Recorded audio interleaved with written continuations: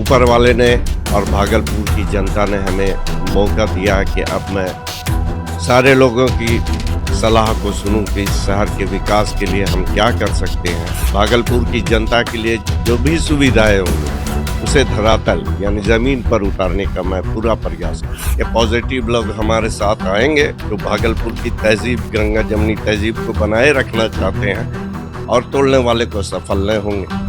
ये जो आप जिस चौक चौराहे पर पहुंचिए और गंदगी का अंबार लगा हो, तो ये चीज सबसे पहले दूर होना चाहिए।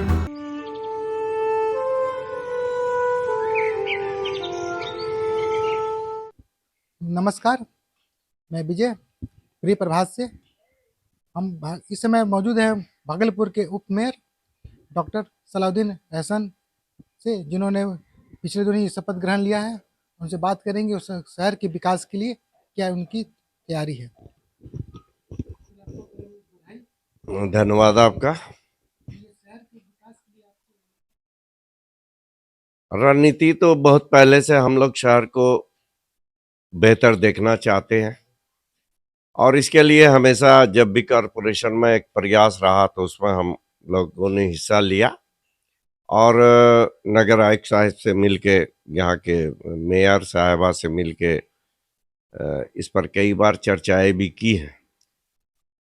ऊपर वाले ने और भागलपुर की जनता ने हमें मौका दिया है कि अब मैं सारे लोगों की सलाह को सुनूं कि इस शहर के विकास के लिए हम क्या कर सकते हैं, तो और क्या ऐसी योजनाएं बने जो हमारा शहर बिहार में ही नहीं बल्कि पूरे भारत में पहचाना जाए।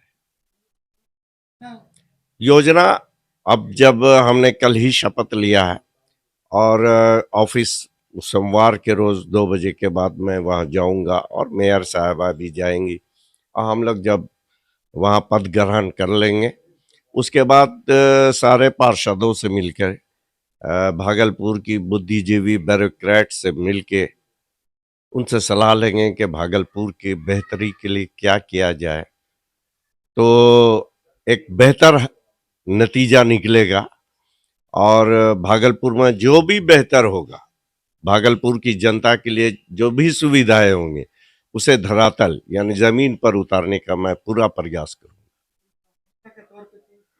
प्राथमिकता के तौर पर तो गंदगी या सफाई का अभियान जो है वो सुचारू रूप से चले।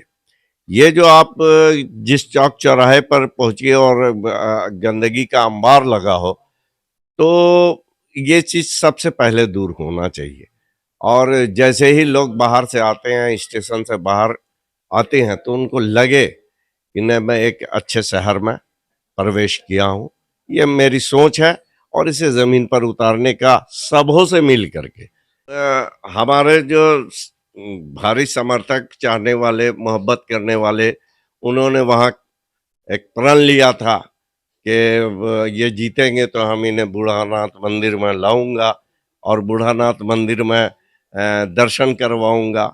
तो मैं उनकी भावना का कदर करता हूँ, उनकी मोहब्बत का इज्जत करता हूँ, तो वो मुझे वहाँ ले गए और दर्शन चारों तरफ करवाया, दान भी दिया और अच्छा लगा।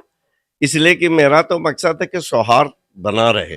अगर हमारे इस करने से मोहब्बत बढ़ता है तो मैं ऐसा काम 100 बार करने के लिए तैयार हूँ। देखिए, मन्नत तो हम डायरेक्ट मांगते हैं ऊपर वाले से, समझ गए?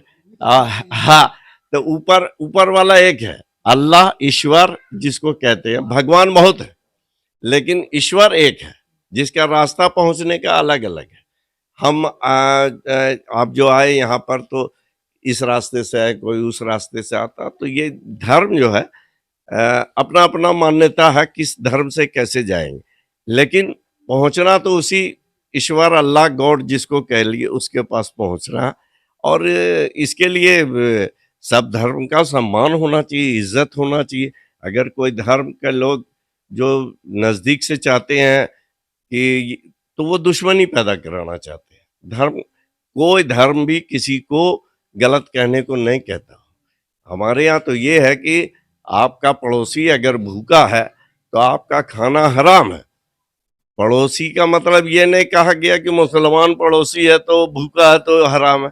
जो भी होगा तो आपके लिए यह तो वो धर्म किसी को बुरा नहीं कहता, लेकिन हम लोग चंद फायदे के लिए अपना दूसरे को गलत और बताते हैं। हर धर्म अच्छा है, बशर्ते कि आप दिल से उसे स्वीकार करें। मेरा प्रयास तो हमेशा रहेगा और आज से नहीं है, बहुत पहले से मैं इस प्रयास में हूँ और ऊपर वाले ने बहुत जगह कामयाब भी किया है और मुझे उम्मीद है कि पॉजिटिव लोग हमारे साथ आएंगे जो भागलपुर की तहजीब, गंगा जमनी तहजीब को बनाए रखना चाहते हैं और तोड़ने वाले को सफल नहीं होंगे।